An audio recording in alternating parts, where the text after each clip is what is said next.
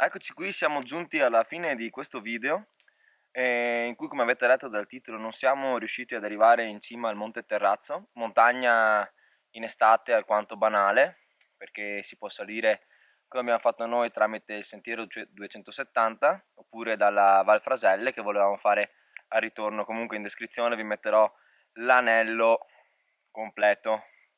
Non siamo riusciti a salire perché in inverno, fine inverno così, la neve purtroppo era troppo bagnata, si attaccava ai ramponi, tant'è che la punta del rampone non usciva neanche dal blocco di neve e dovevamo affrontare quella specie di cengetta e non ci siamo fidati.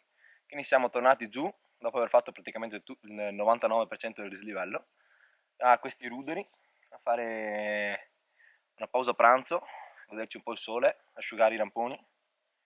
E quindi niente, spero che il video vi sia piaciuto lo stesso, un saluto e al prossimo, ciao ragazzi!